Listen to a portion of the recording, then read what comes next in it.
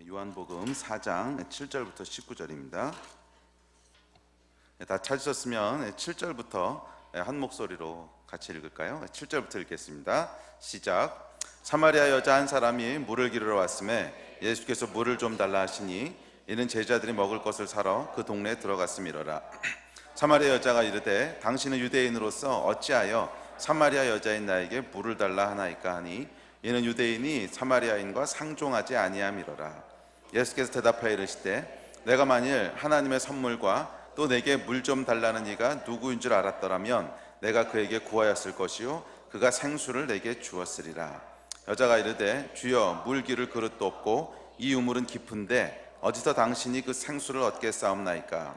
우리 조상이 야곱이 이 우물을 우리에게 주셨고 또 여기서 자기와 자기 아들들과 짐승이 다 마셨는데 당신이 야곱보다 더 크니까. 예수께서 대답하여 이르시되 이 물을 마시는 자마다 다시 목마르려니와 내가 주는 물을 마시는 자는 영원히 목마르지 아니하리니 내가 주는 물은 그 속에서 영생하도록 솟아나는 샘물이 되리라. 여자가 이르되 주여 그런 물을 내게 주사 목마르지도 않고 또 여기 물 기르러 오지도 않게 하옵소서. 이르시되 가서 내 남편을 불러오라. 여자가 대답하여 이르되 나는 남편이 없나이다. 예수께서 이르시되 내가 남편이 없다 하는 말이 옳도다. 너에게 남편 5이 있었고 지금 있는 자도 내 남편이 아니니 내 말이 참되도다. 여자가 이르되 주여 내가 보니 선지자로소이다. 아멘. 기독교에서 중요하게 생각하는 여러 가지 단어들을 우리가 하나씩 살펴보고 있습니다. 그래서 우리가 믿는 내용이 무엇인지 또 우리 신앙의 대상이 무엇인지 살펴보고 있는데요. 오늘은 그 중에서 행복 또는 만족이라고 하는 단어에 대해서 함께 살펴보려고 합니다. 사람들은 행복하기를 원합니다. 안 원하세요? 원하시지요. 모든 사람들은 행복하기를 원합니다. 고통을 즐거워하는 사람은 없습니다. 그런데 우리 인생의 문제는 행복이 그렇게 만만하지 않다는 거예요. 사람들은 다 행복하기 원하는데 행복은 그렇게 만만하지 않고 고통은 너무 쉽게 찾아온다는 거예요. 이게요, 살 빼는 거하고 비슷하더라고. 제가 지난 한 3, 4개월 정도 이 몸무게를 조금 줄이려고요. 티도 안 나지만 하여간 열심히 운동해서 한 2, 3kg를 줄였어요. 2, 3kg 줄이고 힘들다. 근데 한 3, 4개월 걸리더라고요. 정말 추락해요. 근데 그 지난주에 이제 집회가 있어가지고 갔더니 뭐 음식을 얼마나 잘 먹이는지 그냥 먹고 왔더니 2, 3일 만에 다시 그냥 이게 도대체 살찌는 건 왜 이렇게 쉽고 빠지는 건 왜 이렇게 어렵냐 아시잖아요. 공감들 하시죠. 근데 인생의 이 행복과 고통의 문제가 참 이거하고 비슷한 것 같아요. 행복은 참 너무너무 어렵게 찾아오는 것 같고 그에 반해서 고통은 너무 쉽게 찾아오고 이런 것들이 우리 삶 가운데 있는 문제지요. 그래서 많은 사람들이 이 고통에서 벗어나면 행복할 거라고 생각합니다. 그 행복이라고 하는 게 뭘까요, 여러분? 그래서 뭐 행복은 여러 가지 조건들이 갖춰지면 행복하다고 느끼겠지만 아마 크게는 2가지 종류의 어떤 일들이 일어나면 사람들은 행복하다고 생각합니다. 첫째는 자기가 원하는 것이 이루어질 때 행복하다고 생각하죠. 원하는 것을 성취하거나 또는 원하는 어떤 것을 경험하거나 하여간 자기가 원하는 것, 소원하는 것 그걸 성취했을 때 행복하다고 느끼고요. 2번째는 원하지 않는 상황에서 벗어났을 때 행복하다고 느끼지요. 고통에서 벗어났을 때, 원치 않는 상황 가운데서 벗어났을 때, 뭐 2개 같은 말이긴 한데 그래도 약간 사람들은 이 2가지 경우에 행복하다고 느낍니다. 뭐 특별히 고통이 없어도 내가 정말 원하는 것이 있는데 그 원하는 것을 얻었어 또는 성취했어, 그럼 굉장히 기쁘고요. 반대로 큰 고통이 있으면 이 고통이 사라지면 기쁘다고 느끼는 거죠. 행복하다고 느끼는 거죠. 제가 초등학교 때 생각했던 행복이 있습니다. 여러분 초등학교 때 뭐가 제일 행복하셨어요? 저는 초등학교 때 가장 행복했던 게 뭐냐면 공부 안 하고 친구들하고 놀 수 있으면 가장 행복했어요.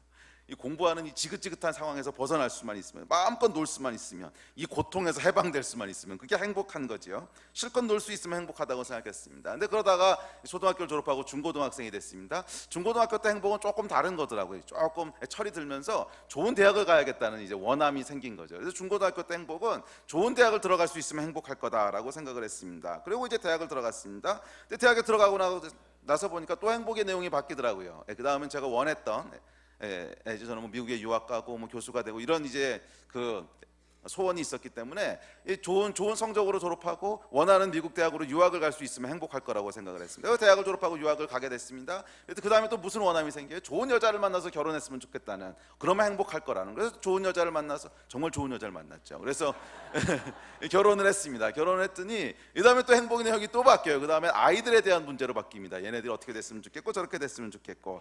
그러다가 하루는 이 발에 갑자기 통풍이 왔어요. 이 통풍이 이게 유전인데, 근데 지금은 이제 없어졌습니다. 없어졌는데 그 당시에 통풍이 왔어요. 그러니까 그때는 가장 큰 소원이 뭐냐면 행복이, 이것만 나으면 행복하겠다. 이게 너무 아프거든. 여러분 보니까 이 사람이요, 나이가 들어가면서 상황이 바뀌어가면서 행복에 대한 것들이 달라지더라는 거예요. 어렸을 때는 이것만 이루어지면 행복할 거라고 생각하고, 조금 나이 들면 이것만 이루어지면 행복할 거라고 생각하고, 상황이 조금 어려워지면 이것만 벗어나면 행복할 거라고 생각하고, 뭐 이렇더라는 거죠. 계속 행복이 달라지더라는 겁니다. 아마 제가 지금 생각하는 행복에 대한 어떤 기준이 있을 거예요. 이것만 되면 행복할 거야 라고 생각하는 것들, 그것도 제가 모르긴 몰라도 조금 시간이 지나고 나면 또 바뀔 겁니다. 자, 그런데 여기서 우리가 한 가지 고민하고 생각해 볼 내용이 있습니다. 그것은 과연 이렇다면 우리가 이것만 이루어지면 행복할 것이라고 기대하는 것들, 뭐 좋은 대학을 가는 거라든지 취직을 하는 거라든지, 뭐 이 사랑하는 사람과 만나서 결혼하는, 하여간 무엇이든지 간에 아이가 잘 되는 거, 하여간 무엇이든지 간에 이것만 이루어지면 진짜 우리가 행복해질 거라고 기대하는 것들, 그게 이루어지면 진짜 행복할 거냐는 거죠. 그게 이루어지면 진짜 행복할 거냐는 거죠. 글쎄요, 뭐 제가 오래 살지는 않았지만 지금까지 제 경험에 비추어 보면 그게 그렇게 단순하지 않더라고요. 뭔가를 성취하면요 잠깐은 행복합니다. 뭐 성취했는데 잠깐 행복하지 않다 그럼 정신적으로 좀 문제가 있는 거고, 뭔가 우리가 원하는 걸 얻으면요 분명히 잠깐은 행복해요. 그런데 그 행복이 얼마나 오래 지속되던가요? 그렇게 오래 지속되지 않습니다. 제가 대학교 갔을 때 너무너무 행복했어요. 제가 이 간증 여러 번 했는데 너무너무 행복했어요. 저는 이제 수학을 원래 전공했는데 수학을 너무너무 하고 싶었어요. 그래서 이제 서울대 수학과를 들어갔는데 너무너무 행복했어요. 그래서 나는 다시는 불행하지 않을 줄 알았어. 그랬는데 이 약발이 딱 6개월 가더라고. 딱 6개월도 안 갔어요. 중간고사 보고 나니까 불행해지더라고. 행복이라고 하는 약발이 여러분 그렇게 길지 않습니다. 뭐 유학을 갔을 때도 학위를 했을 때도 다 약발은 길어야 6개월이었어요. 6개월. 이것을 통해서 제가 발견한 것이 있습니다. 그건 뭐냐면 사람은요 성취를 통해서는 궁극적인 행복을 얻을 수 없다는 거예요. 성취를 통해서는 궁극적인 행복을 얻을 수 없다는 거예요. 성취라는 측면에서는 타의 추종을 불허하는 사람이 성경에 등장합니다. 누구죠? 솔로몬. 근데 솔로몬이 쓴 책을 보십시오. 솔로몬이 쓴 책을 보면 헛되고 헛되니 모든 것이 헛되도다. 이 전도서의 고백. 그러면 솔로몬이 뭐라 그러냐면 내가 이 해 아래 살 수 있는 건 다 해봤다는 거예요. 왕도 되어보고 권력도 가져보고 산의 진미도 먹어보고 아내도 수백 명씩 얻어보고, 해간 할 수 있는 건 다 해봤다는 거예요. 그렇겠지, 왕이었는데. 근데 그것도 보통 왕이 아니라 다윗이 워낙 이걸 잘 닦아놔가지고서 절대 권력을 가진, 모든 것을 다 할 수 있는, 어려움이라고는 전혀 겪어보지 않는 뭐 이런 왕이었어요. 그러니까 여러분 얼마나 완벽하게 성취를 했겠어요. 그런데도 솔로몬의 마지막 결론은 뭐냐면 이거 해봐야 다 헛되다는 거예요. 만족이 없다는 거야. 언제나 하나 해보면 한 6개월 약발 가면 끝난다는 거예요. 그래서 해 아래 새 것이 없다는 거예요. 해봐도 만족이 없다는 거지. 근데 여러분 뭐 솔로몬의 고백뿐만이 아니고 저와 여러분도 크고 작지만 다 경험하는 일들 아닙니까? 뭐 솔로몬처럼 모든 걸 다 얻어보진 못했겠지만 그래도 우리가 정말 원하는 것을 얻었을 때 그것이 그렇게 길게 가지 않더라는 거예요. 한 몇 개월, 길어야 한 1년 가면 그 즐거움은 다 사라지게 됩니다. 그래서 제가 이걸 보면서요 이게 마치 꼭 사이다 같다 이런 생각을 했어요. 제가 사이다 설교 여러 번 했는데 기억나세요? 사이다. 근데 요즘은 사이다라고 안 그러지. 세븐업. 꼭 사이다 같다는. 이 사이다가 무슨 의미냐면 저희 아버님이 등산을 아주 좋아하세요. 제가 어렸을 때 아버지 따라서 등산을 쫓아간 적이 몇 번 있었습니다. 근데 산에 올라가다 보면 목이 마르잖아요. 근데 이제 그 당시에 산에 가면 중간중간 목마를 때쯤 되면 아줌마들이 이만한 좌판을 펼쳐놓고 거기다 이렇게 사이다를 팔고 있어요. 콜라, 사이다, 음료수 이런 거 팔지. 그럼 이게 올라가다 보면 이게 목이 마르니까 막 아빠를 조르는 거야. 아빠 저 사이다 하나 사 먹자고. 그랬더니 아버지가 안 된다고 등산할 때는 절대 사이다를 먹는 게 아니래요. 그래서 무슨 소리냐고, 목마르면 사 먹어야지. 그랬더니 아버지가 아니 사이다는 당분이 많이 들어있기 때문에 먹으면 그 즉시는 시원한 것 같은데 조금 지나면 갈증이 더 난다는 거야. 물을 마셔야 된다는 거예요. 그래서 무슨 얘기냐고, 아빠가 몰라서 그렇다고. 어리니까 이게 톡 쏘는 맛이 얼마나 이 사람의 갈증을 한 번에 날려고. 그래서 졸라가지고 사이다 하나 샀습니다. 사가지고서 막 시원하게 들이켰죠. 땀 흘렸으니까 얼마나 시원해. 시원하게 들이키고 이제 등산을 계속 갔는데 이 아버지 말이 맞았던 거야. 조금 가다 보니까 이 당분 때문에 더 막 목이 마른 거예요. 예. 그래서 그 이후로는 제가 등산할 때 절대로 뭐 사이다 콜라 같은 거 마시지 않습니다. 반드시 뭘 먹어야 돼요? 포카리 스웨트. 아니야. 아니, 물을 마셔야 돼요. 물을. 이게 당분이 들어있는 거 먹으면 안 된다는 거예요. 그러면 이 갈증이 더 난다는 거죠. 근데 여러분, 사람의 인생이 마치 이해하고 너무 이것과 너무 비슷하다는 생각 들지 않습니까? 뭔가를 들이키면 우리의 갈증이 해소될 것 같아. 내 안에 막 목마름이 있는데 뭔가를 들이키면 이게 해소될 것 같아. 그래서 사이다를 막 들이키는 거죠. 사이다를. 예. 그래서 잠깐은 갈증이 해소되는 것 같은데 조금 지나면 다시 목마르고 더 목마르고. 예, 이것이 여러분 우리 삶의 어떤 모습 아니냐는 거예요. 열심히 사이다를 들이키는. 자, 이것은 고통의 문제에 있어서도 마찬가지입니다. 뭐 행복은 원하는 것을 얻는 것뿐만이 아니고 고통에서 벗어나는 것인데 이것도 비슷해요. 사람들은 지금 내가 당장 마주치고 있는 이 고통의 문제가 해결되면 행복할 것이라고 기대합니다. 그런데 여러분, 현실은 그렇지 않다는 거예요. 한 가지 고통이 끝나면 또 다른 고통이 생기고 또 다른 고통이 생기면 그 다음 문제가 생기고. 제가 고3 때는 여러분 인생의 가장 힘들고 어려운 문제가 제 고3 문제인 줄 알았어요. 대학을 가야 되니까. 이것만 끝나면 문제가 없을 줄 알았는데 눈 깜짝할 사이에 세월이 흘러가고 아들이 대학 입시를 봐야 되는 때가 금방 오더라고. 여러분 그렇지 않으셨어요? 그래서 우리 승범이가 이건 대학을 들어갔습니다. 끝났나 했더니 조금 있으면 이제 둘째가 또 여러분 문제라고 하는 건 그런 거예요. 우리 인생의 문제는 파도 끝이 없어요. 양파 같아요. 요것만 파면 끝났다고 생각을 했는데 가보면 그 다음 문제 있고, 요것만 해결되면 끝났다고 생각하는데 가보면 그 다음 문제 있고. 이것도 마치 사이다하고 똑같아요. 요것만 마시면 갈증이 풀릴 것 같은데 가보면 또 갈증이 있고, 요것만 마시면 갈증이 끝날 것 같은데 가보면 또 갈증이 있고, 뭐 이런 고통의 문제도 이렇다는 거죠. 그래서 여러분, 우리에게 궁극적인 어떤 문제가 해결되는 것은 궁극적인 만족과 행복을 주지 못하더라는 거예요. 이것도 사이다일 뿐이죠. 자, 오늘 성경에 보시면 이와 똑같은 이야기가 등장합니다. 이 사마리아라고 하는 한 지역이 있는데 이 지역은 이스라엘의 딱 가운데 껴있는 지역입니다. 북쪽에 이제 그 갈릴리 호수가 있고 남쪽에 사해가 있고 그 사이에 껴있는 지역을 사마리아 지역이라고 부르는데, 이 사마리아 사람들에 대한 역사적 백그라운드를 보면 이 사람들 원래 북이스라엘 사람들이었어요. 그러니까 이스라엘이 이 솔로몬 이후로 남북으로 나뉘죠. 우리나라처럼 남북으로 나뉘는데 이제 남쪽은 유다였고 이제 나머지 지파들은 다 북쪽에 살았죠. 근데 북이스라엘은 망하면서 사람들이 이제 끌려갈 사람들은 끌려가고 이방인들이 거기 들어와서 살기 시작합니다. 그러면서 남아있던 유대인들이랑 혼혈 민족을 이루기 시작합니다. 그래서 유대인은 유대인인데 혼혈인들이에요. 혼혈, 그러니까 피가 섞인 사람들이야. 그래서 그 당시에 유대인들은요, 사마리아 사람들은 거의 사람 취급을 하지 않았습니다. 이건 거의 개돼지 취급을 했어요. 왜냐하면 유대인들한테는 혈통이라고 하는 게 굉장히 중요했기 때문에 이 사람들은 거의 사람 대접을 받지 못하던, 그냥 그 지역에 살기는 하지만 뭐 개돼지처럼 취급받는 그런 사람들이었습니다. 그런데 어느 날 예수님께서 이 사마리아 지역을 통과해서 지나가십니다. 아마 북쪽에서 남쪽으로 내려가시는 길이었던 것 같아요. 이제 그 지역을 지나가시는데 거기서 한 여인을 만납니다. 이 여인이 대낮에 물을 기르러 왔습니다. 근데 원래 그 이스라엘을 가보신 분은 알겠지만 낮에는 물 기르러 나오는 시간이 아닙니다. 굉장히 덥습니다. 사막 지역이기 때문에 굉장히 더워서요, 낮에는 사람이 이렇게 나다니는 시간이 아니에요. 근데 이 여인이 무슨 이유인지 모르겠는데 대낮에 물을 기르러 왔어요. 근데 뒤에 이렇게 가보면 조금 눈치는 챌 수 있어. 결혼을 5번이나 하고 6번째 남편하고 살고 있대. 자, 이 여자가 어떤 여자일까요? 이 대단한 여자입니다. 오늘날도 6번 결혼한 사람은 대단한 사람이겠지만 이 당시는 여러분 남성 중심 사회거든요. 그래서 이 일부 다처제가 아직 존재하던 그런 시대인데, 그러니까 여성들의 인권이나 권리라고 하는 건 거의 무시되던 때였습니다. 그래서 사람 쉴 때도 남자 숫자만 쉬고 여자 숫자 안 세고 이럴 때거든요. 그런 여자가 5번 6번 결혼했다는 거 보니까 굉장히 능력 있는 여자입니다. 이제 모르긴 몰라도 굉장히 예뻤을 거예요. 그러니까 남자들에게 바보같이 달려들지.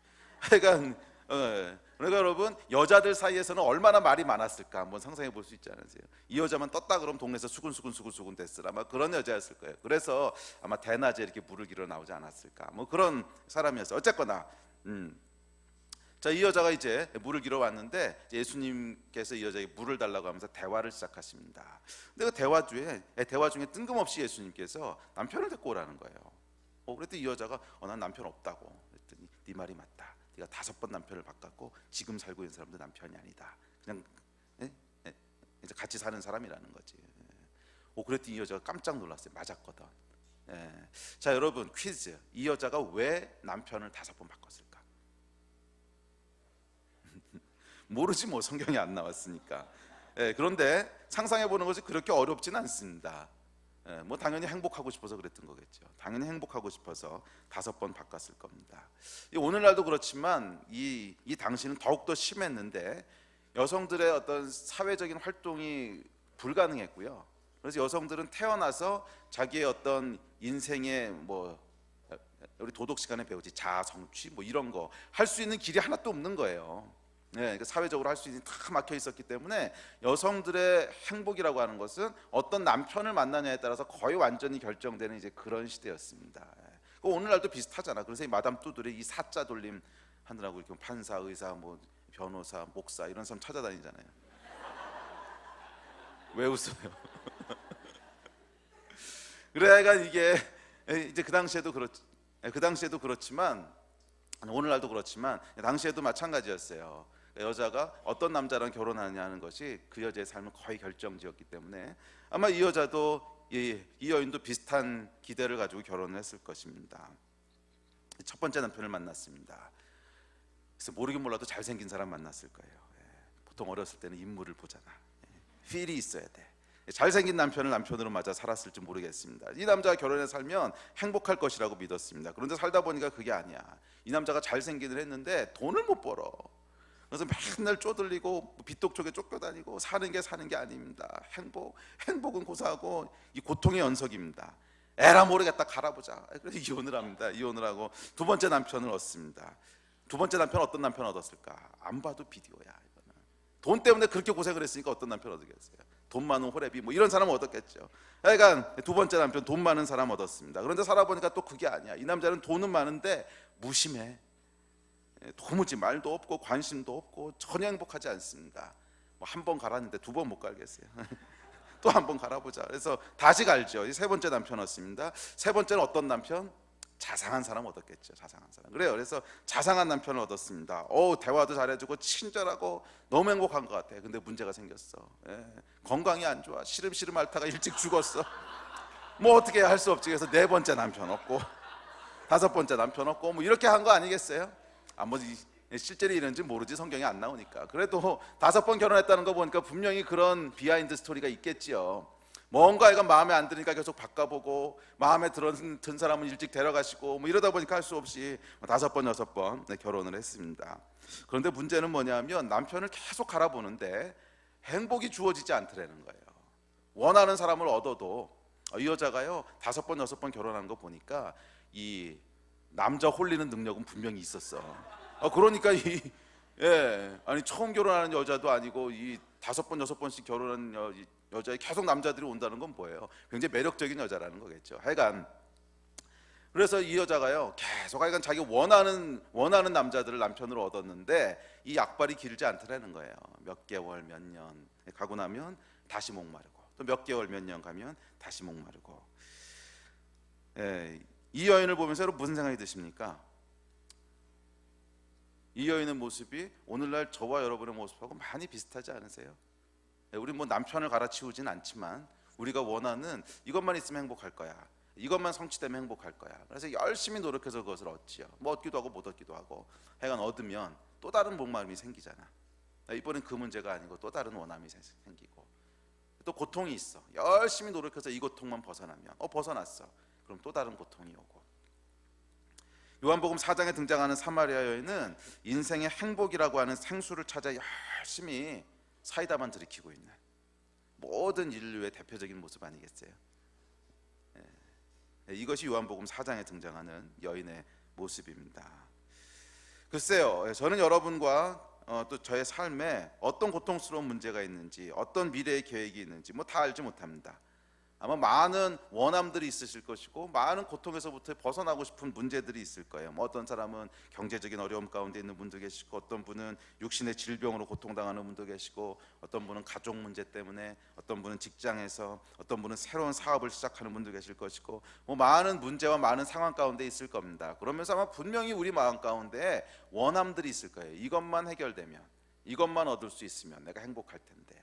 사업을 시작하시는 분들은 이 사업만 정상궤도에 올라가면 그럼 행복할 텐데, 건강에 문제가 있으신 분들은 이 병만 고칠 수 있으면 그럼 행복할 텐데, 또 관계에 문제가 있으신 분들은 이 관계만 해결되면, 뭐 남편에 문제가 있으신 분들은 이 남편만 바꿔보면, 아니지 풀어줘야지, 이 남편하고 관계만 해결되면, 뭐 아내의 문제가 이것만 해결되면, 많은 원함들이 있을 것이고 많은 그런 소원들이 있을 겁니다.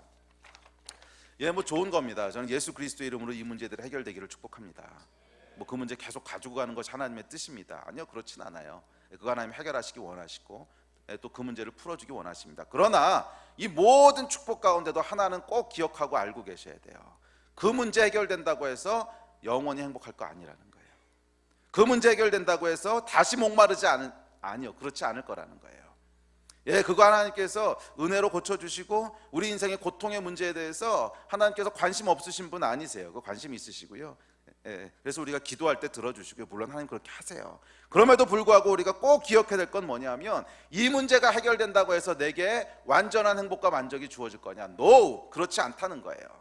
아마 그 다음 문제 찾아올 거고, 그 다음 고통 찾아올 거고, 계속 반복될 거라는 거예요. 뭐 예를 들어서 여러분, 이제 어느 날 하나님 여러분에게 나타나셨어. 그래서 내가 너를 3일 안에 100만 장자를 만들어 주겠다. 그럼 행복하시겠어요? 뭐 행복할지 모르지. 그런데 그 다음 얘기를 들어야지. 3일 안에 100만 장자가 되는데 그 이후로는 죽을 때까지 침대에 누워서 골골 앓아야 될 거다. 이러면 여러분 행복하시겠어요? 예, 이 100만 장자가 되면 뭐예요? 그 다음에 건강이라고 하는 게 없는데, 그 다음에 죽어야 되는데. 누가복음에 보면 여러분 이런 이야기가 나옵니다. 그냥 제가 읽어드릴게요. 또 비유로 그들에게 말하여 이르시되, 한 부자가 그 밭에 소출이 풍성함에 심중에 생각하여 이르되, 내가 곡식 쌓아둘 것이 없으니 어찌할까 하고, 또 이르되, 내가 이렇게 하리라. 내 곡간을 헐고 더 크게 짓고 내 모든 곡식과 물건을 거기 쌓아두리라. 또 내가 내 영혼에게 이르되, 영혼아, 여러 해 쓸 물건을 많이 쌓아두었으니 평안히 쉬고 먹고 마시고 즐거워하자 하리라 하되, 하나님은 이르시되, 어리석은 자여, 오늘 밤에 내 영혼을 도로 찾으리니 그러면 내 준비한 것이 누구의 것이 되겠느냐 하셨으니. 여러분, 이 성경의 메시지예요. 이 부자의 얘기가 뭐예요?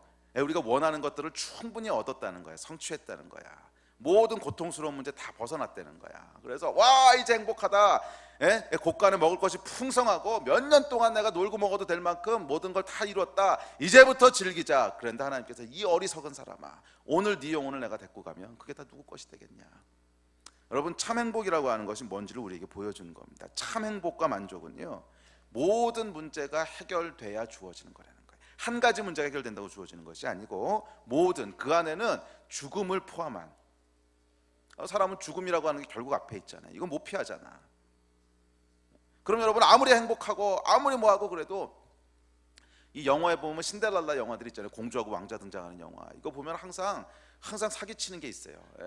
문제 하나를 해결하면서 굉장히 해피엔딩으로 끝나죠. 그래서 왕자와 공주가 다시 만나서 다 이렇게 키스하면서, 그리고 거기 뭐예요? 왕자와 공주는 행복하게 살았더라. 행복하게 살았더라. 그런데 그 뒷이야기는 안 보여줘. 결혼해서 어떻게 둘이 원수가 되는지, 뭐 이런 거 안 보여주잖아요. 그게 편안했겠어요? 그게 그냥 얼굴 보고 결혼한 건데, 그게 편안했겠냐고. 그럼 또 팍 터지게 싸우고, 끝까지 봐야지, 끝까지. 그래서 끝까지 가보면 어떻게 해요? 결국 죽잖아.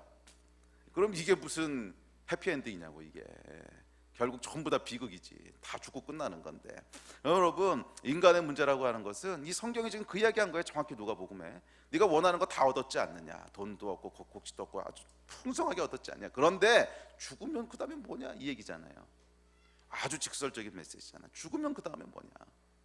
그렇기 때문에 여러분, 사람의 문제라고 하는 것은 모든 문제가, 죽음을 포함한 인간이 갖고 있는 모든 고통의 문제가 총체적으로 해결돼야만 행복할 수 있지, 어느 한 가지를 가지고 행복할 수 없다는 거예요. 제가 몇 년 전에 한 4, 5년 된 얘기인데 이제 미국에 갔을 때 그때 광우병이 한창 이렇게 떠들썩할 때였어요. 광우병 한창 떠들썩할 때인데 미국에서 첫 번째 광우병 환자가 나와가지고서 이제 그 사람을 막 TV에서 인터뷰를 하더라고요. 근데 보니까 여고생이었어요. 젊은 애인데 얘가 광우병에 걸려서 이제 말기예요. 이제 죽을 때가 다 된 거야. 그래서 인터뷰를 했는데 제가 보면서 와 저거 무섭다 하는 생각을 했어요. 이게 광우병이라는 게 무섭더라고. 뇌가 이게 뻥뻥뻥 빵꾸가 나는 거잖아요. 그래서 모든 증상이 다 나타나요. 모든 증상이. 그러니까 처음에는 기억이 좀 흐릿해지기 시작합니다. 그래서 기억을 못하고 보잘 잃어버리고 하다가 뇌에 어디가 빵꾸 나냐에 따라서 눈이 안 보이고, 그 다음에 말을 잘 못하게 되고, 그 다음에 근육이 꼬여요. 이 근육을 컨트롤하는 뇌가 없어지니까 근육이 막 이렇게 뒤틀리고, 그래서 이게 묶어놓더라고 이렇게. 그러다가 이제 나중에는 움직이지도 못하고 그래서 침대에 누워가지고 죽을 날만 기다려야 되는 거예요. 이게 이제 광우병이에요. 아주 이제 무서운데, 자 그런데 그걸 보면서 제가 이제 이런 생각을 상상을 해본 거야. 거기 증상들을 쭉 나열하는데 증상 하나하나가 너무 고통스럽겠더라고. 너무 고통스럽겠더라고요. 그런데 만약에 이제 상상을 해보자면 그런 일은 없겠지만 어떤 의사가 찾아왔어요. 셜린을 찾아와서 이 여자 이름이 셜린인데 셜린을 찾아와가지고서 제가 다른 건 다 몰라도 그 눈 안 보이는 거 있죠. 이거는 고칠 자신이 있습니다. 그러면 셜린이 행복해질까? 아니면 어떤 또 의사가 찾아 내가 다른 건 다 모르겠는데 근육 꼬이는 거 있죠. 이거는 제가 바로 잡을 수 있습니다. 그러면 셜린의 문제가 해결되나요? 아니요 여러분, 증상 한두 가지 없앤다고 해서 해결되는 게 아니잖아. 얘는 지금 죽음이라고 하는 총체적인 문제를 앞두고 있기 때문에 이 광우병이라고 하는 근본적인 문제, 죽음에 이르게 하는 이 근본적인 문제가 다 해결되기 전에는 증상 하나 두 개 없앤다고 해서 이 문제가 해결되는 게 아니라는 거예요. 뭐 근육 꼬이는 문제를 해결해주면 잠깐은 고통에서 면할 수 있겠지만 그래봐야 뭐 하겠어. 또 다른 증상들 수십 개 수백 가지 증상들이 남아있는데. 자 여러분, 우리 인생이 마치 이와 같다는 거예요. 어떤 한 가지 문제가 해결되면 우리는 행복할 거다라고 기대를 하지만 그거 하나 해결된다고 해봐야 어차피 우리 인생에는 그거 말고도 수백 가지 문제들이 그대로 남아있다는 거예요. 요거 하나 성취되고 나면 행복할 거야 그렇게 느끼지만 그거 말고도 우리 인생 가운데는 풀어줘야 될 이 광우병의 수십 가지 증상들이 그대로 남아있다는 거죠. 한 가지 문제가 해결된다고 해서 인생이 행복해지는 게 아니라는 거예요. 그건 사이다일 뿐이지. 그러면 어떻게 해야지 여기서 벗어날 수 있어요? 모든 문제가 다 해결이 돼야지. 가장 근본적인 이 사람을 셜린이라고 하는 사람을 죽음으로 몰아가는 가장 근본적인 광우병이라고 하는 이 증상을 다 일으키는 그 근본, 이게 한꺼번에 해결되기 전에는 해결된 게 아니라는 거죠. 이것이 우리 삶 가운데 우리가 가지고 있는 문제인 것 같아요. 우리는 단편적인 것들을 봐. 계속 겉으로 드러나는 어떤 문제들, 상황들, 원하는 것들. 그래서 이것만 되면 될 거라고 생각을 하는데 가보면 아니거든. 또 있고 사이다지 사이다. 자 그렇다면 여러분, 우리가 어떻게 해야 참된 행복을 찾을 수 있을까요?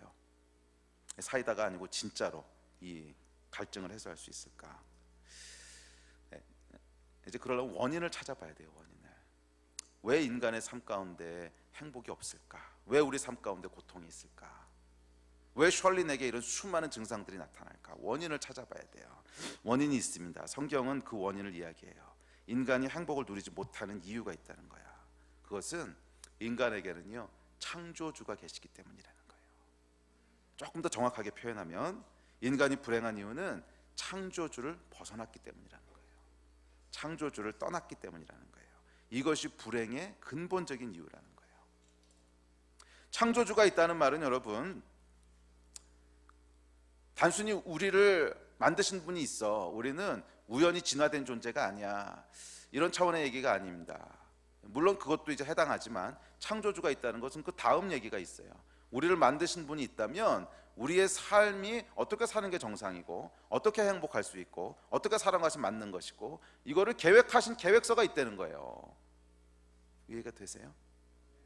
그냥 우연히 던져져서 우연히 진화한 존재라면 우리는 계획서 따위는 없어. 그러니까 행복은 우리가 개척해 가야 되는 거야. 새로운 걸 계속 우리가 개척하면서 행복을 찾아야 돼. 그런데 그런 존재가 아니라는 거예요. 우린 진화한 존재가 아니고 창조된 존재라면 계획을 가지고 우리 인생을 만드신 분이 있기 때문에 이 계획에서 벗어나 있으면 행복할 수 없다는 거예요. 계획에서 벗어나 있으면 행복할 수 없다는 거예요. 다른 창조물들을 한번 보시면 이 말이 무슨 말인지 여러분 금방 이해가 되십니다. 물고기를 생각해 보세요. 하나님 물고기를 창조하셨어요. 물고기는 어디서 살도록 창조하셨어요? 물속에서 살도록 창조하셨어요. 그런데 어느 날 이 물고기가 선악과를 따먹었어. 내가 물속에만 있을 수는 없다. 내가 저기 물 밖을 한 번도 가본 적이 없는데 저긴 도대체 뭐가 있을까 너무 궁금해가지고서 어느 날 선악과를 따먹고 물 밖으로 나왔습니다. 와, 물 밖으로 나와서 보니까 전혀 딴 세상이야. 한 번도 본 적이 없는. 그런데 괴로워지기 시작하네. 왜 괴롭죠? 호흡이 안 되니까. 아가미로 호흡하도록 만들었는데 물 밖으로 나와서 이 공기를 계속 들이마시니까 너무 괴로워. 막 이러는 거죠. 근데 이게 왜 이렇게 괴로운지를 모르겠어. 그래가지고서 이 괴로움을 없애기 위해서 이 여러 가지 시도들을 합니다. 야, 내가 물속에서 한 번도 못 해봤는데 산이란 데 한번 가보자. 산에 뭐가 있을까? 산에 가보니까 너무너무 아름다운 거야. 그래서 잠깐 자기가 숨을 못 쉬고 있다는 걸 잊어버렸어. 그래서 너무 행복한 거 조금 있다 보니까 호흡이 안 되는 거야. 이게 아닌가 보다. 그래서 산의 진미를 먹어봅니다. 이제 물속에서 한 번도 먹어본 적이 없는 뭐 갈비 뭐 이런 거 먹는 거지. 잠깐은 이제 괴로운 게 없는 것 같아. 근데 또 호흡이 안 돼. 이것은 내가 그래서 진짜 못 해본 걸 합니다. 진짜 못 해본 거. 토끼하고 연애를 시작합니다. 물속에서 맨날 물고기하고만 연애하다가 토끼하고 연애를 해보는 거예요. 한 번도 본 적이 없는 아름다운. 하여간 자, 여러분, 그렇다고 이 물고기의 고통이 없어지겠어요? 아니죠. 결코 없어지지 않습니다. 왜? 물고기는 어디 살도록 지음받았다고? 물속에서 살도록 창조됐어요. 그래서 물고기는 이 물을 떠나는 순간 아무리 많은 걸 시도한다고 해도, 아무리 많은 걸 성취한다고 해도, 토끼하고 연애를 해도 이 문제는 해결이 안 된다는 거야. 고통이 계속 따라다닌다는 거야. 인간도 마찬가지예요, 여러분. 인간은 어디에 살도록 창조되어졌어요? 하나님 안에 살도록 창조되어졌어요. 물고기가 물속에 살도록 창조되어져서 물속에 있어야만 행복할 수 있듯이 사람은 하나님 안에 살도록 창조되어져서 하나님을 호흡할 때만 행복할 수 있도록 지음받았어요. 그런데 사람이 이 하나님을 떠나는 순간 그것은 마치 물고기가 물을 떠나는 것하고 똑같다는 거예요. 호흡할 수 없고 고통스럽게 된다는 거지. 그렇다면 여러분, 하나님 안에 하나님을 호흡한다는 건 무슨 뜻이에요? 하나님은 사랑이시라 그랬거든. 그래서 인간은 말이에요, 하나님의 사랑을 호흡해야만 살 수 있도록 지음받았어요. 하나님이 우리를 사랑하신다고 하는 그 사랑을 누려야만, 그 사랑을 받아야만 정상적으로 작동하도록 지음받았단 말이야. 여러분, 보통 이 정서적으로 고통을 많이 겪고 또 관계적으로 힘들고 그런 사람들의 다는 아니지만 많은 경우 특징이 뭐냐면요, 받아야 될 사랑을 받지 못했을 때 그런 현상들이 생겨요. 사람은 이 물탱크 같이 어떤 정서가 저장되는 탱크가 우리 안에 있는 것 같아. 그래서 그게 차야만 이 정상적으로 움직이는 거예요. 근데 그 안에 충분히 받아야 될 사랑이 있어요. 그래서 이 부모님의 사랑을 충분히 받고 자란 애들은 정서적으로 어느 정도 안정이 돼 있고, 정서적으로 안정이 돼 있는 사람들은 자존감이 높아져요. 나는 좋은 사람이구나, 나는 쓸모 있는 사람이구나. 그래서 웬만큼 사람 사이에 문제가 생겨도요, 이걸 다 커버하고 넘어가요. 그런 거 여러분 보셨죠?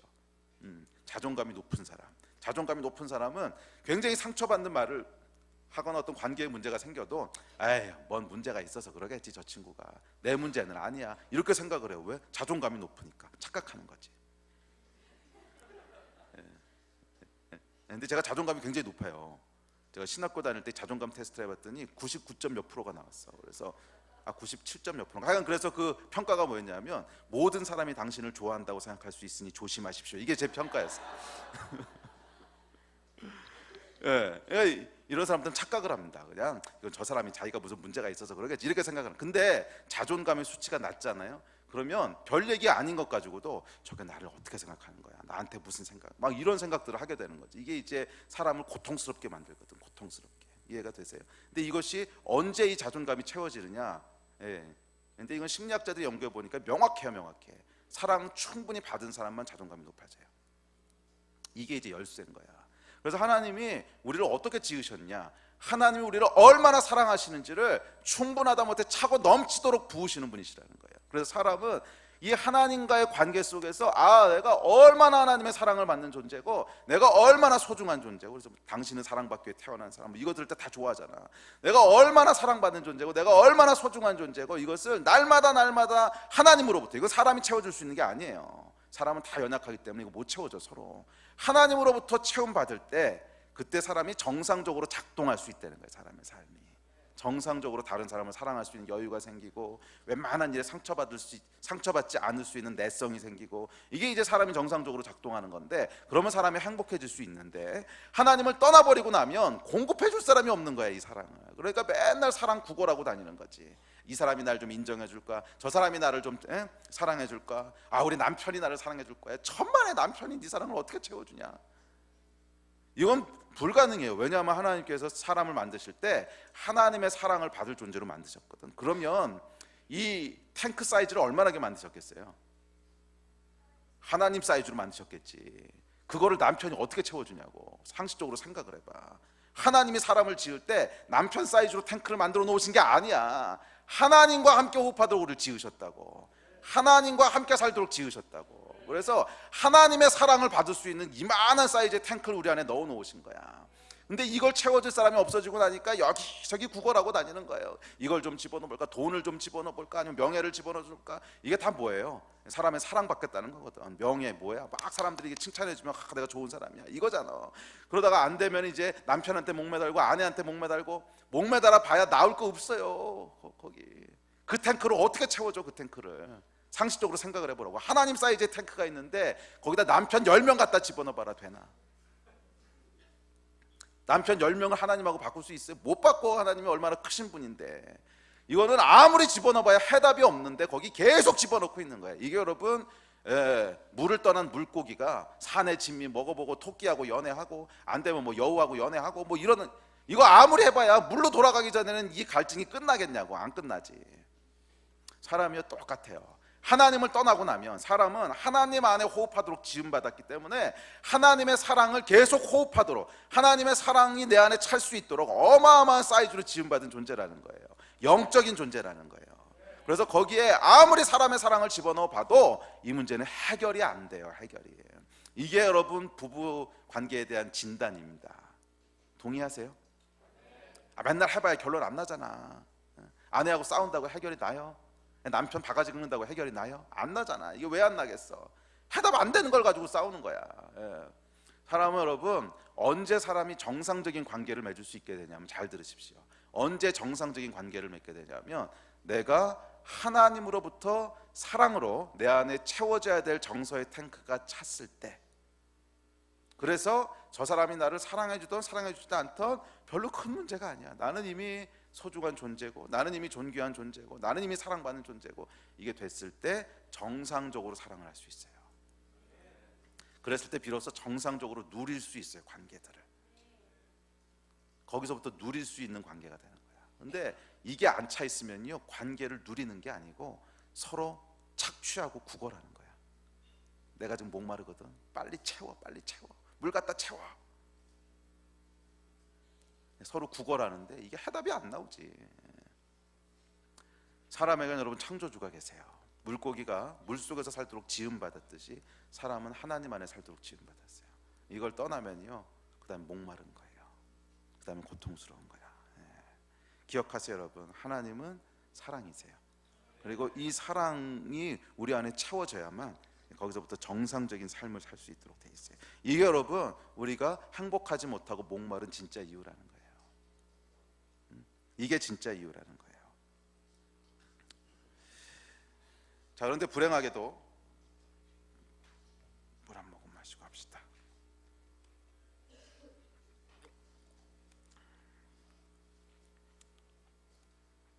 그래서 히브리서에 보면 뭐라 그러냐면, 이미 그의 안식에 들어간 자는 하나님이 자기의 일을 쉬심과 같이 그도 자기의 일을 쉬느니라.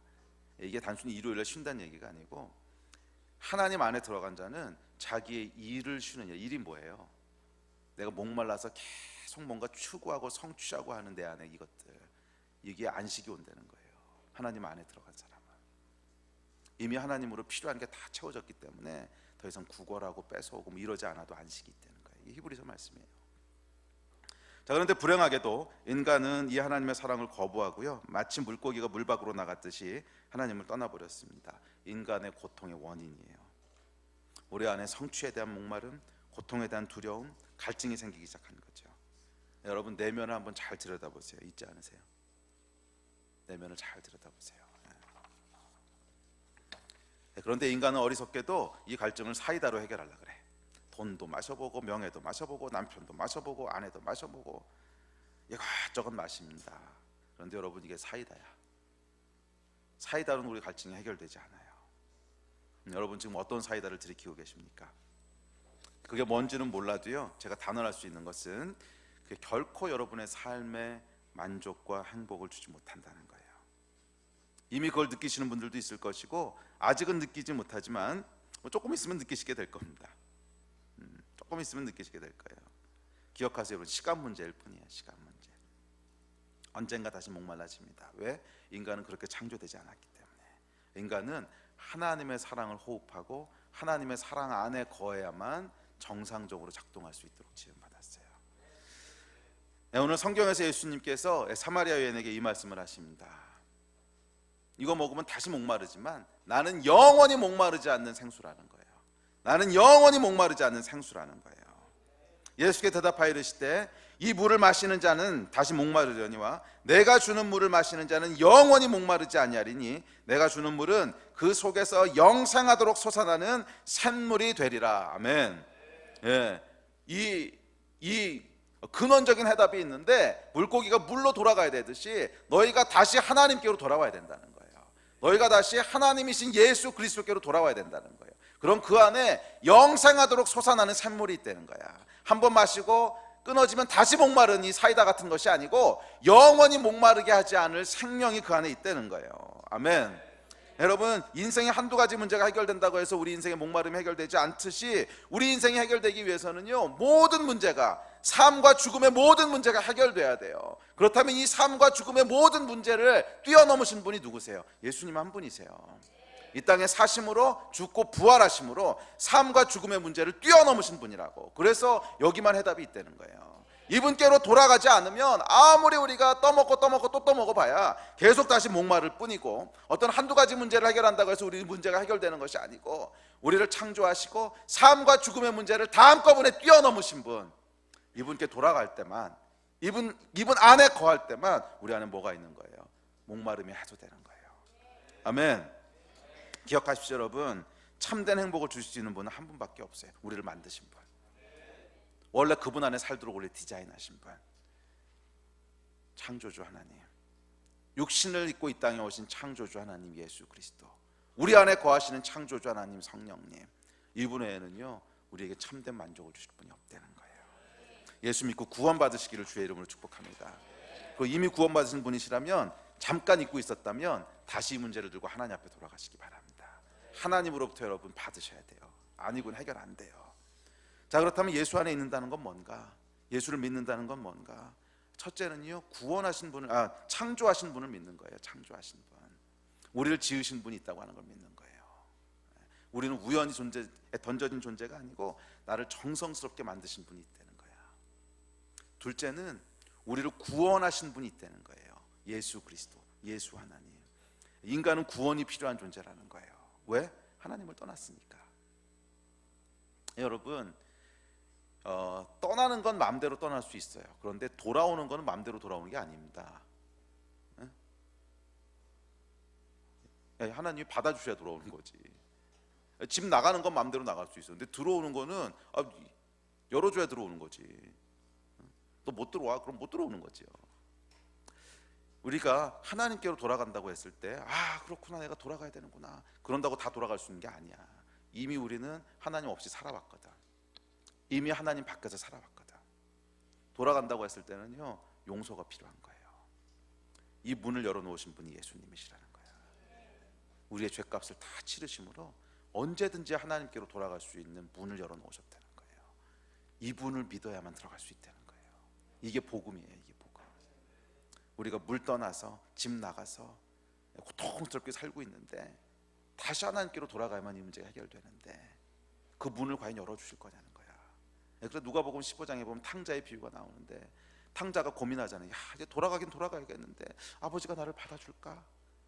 나를 이제 내쫓지 않을까? 맞아요, 여러분. 그건 아빠 마음이야, 아빠 마음. 안 받아줘도 그만이야. 왜? 내가 나왔는데. 그런데 이 문을 열어놓으신 분이 누구라는 거예요? 예수님이시라는 거예요. 용서의 문을 열어놓으셨다는 거예요. 그래서 누구든지 예수 그리스도를 믿는 자는, 누구든지 십자가를 의지하는 자는 담대히 하나님께로 나아갈 수 있는 권리를 얻게 됐다는 거예요. 신분을 얻게 됐다는 거예요. 아멘. 이게 복음이에요. 이걸 믿을 때 우리가 돌아갈 수 있는 길이 열리는 거예요. 마지막 세 번째, 우리 안에 계신 성령 하나님을 믿는 거예요. 그렇게 돌아갔을 때 이것이 단순히 어떤 이론이나 감정의 차원의 문제가 아니고 우리 안에 실제로 살아서 역사하신 하나님이 계셔서 그분이 우리에게 실제적인 만족을 주시고 실제적인 돌파를 행하시고 실제적으로 우리 삶 가운데 이 세상을 이기며 나아갈 수 있는 능력을 주신다는 거예요. 아멘. 그래서 여러분, 성령 안에서 충만하게 우리가 이 삶을 살아온 사람들은요, 자존감이 높아집니다.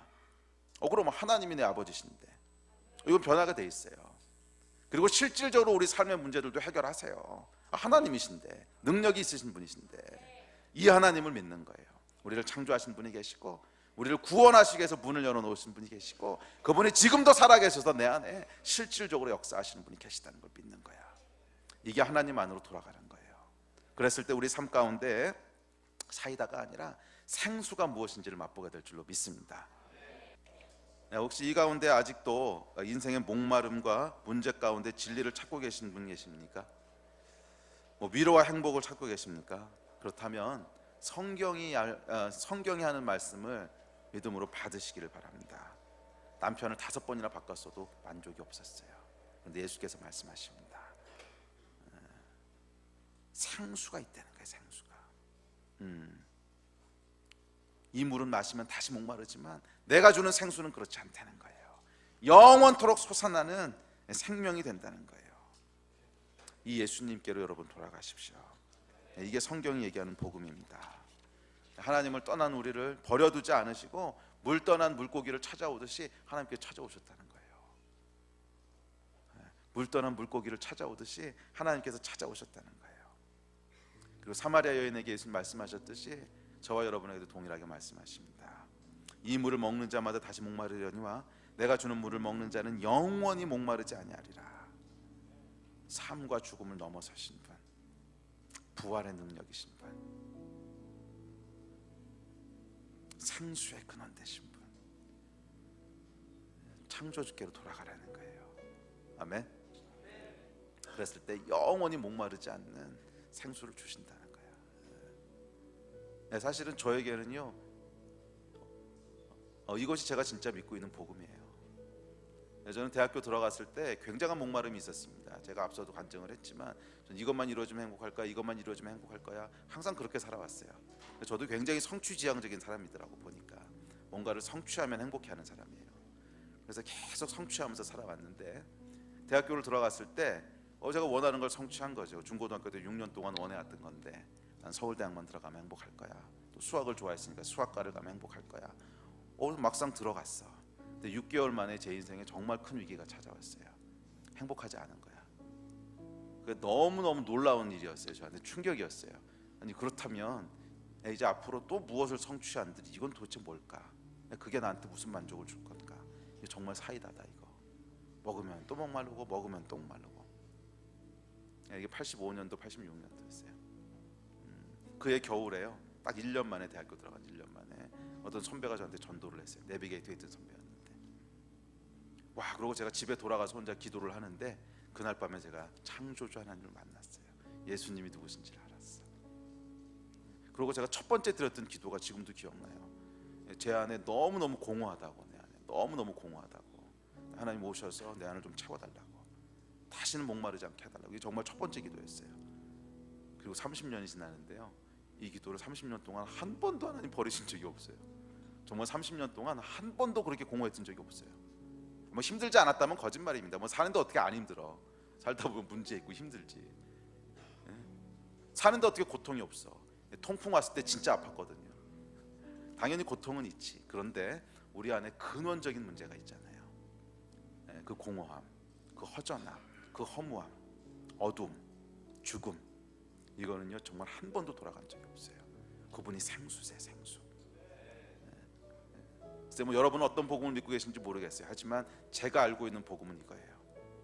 하나님께로 돌아가기 전에는 우리의 목마름은 끝나지 않는다는 거예요. 그러나 반대로 예수 그리스도께 하나님께 돌아갔을 때 하나님께서 우리를 목마르지 않게 하신다는 거예요. 영원히 목마르지 않게 하신다는 거예요. 네, 제가 30년 살아오고 알았어요. 앞으로 제가 30년 더 산다고 해도 이 목마름은 다시 없구나. 제가 알아요. 영원히 산다고 해도 이 목마름은 다시 없구나. 우리 하나님 안에만 있는 특권이고 우리 하나님 안에만 있는 축복이에요. 이 복음이 여러분의 복음이 되기를 주의 이름으로 축원합니다. 아멘. 아멘. 기도합시다.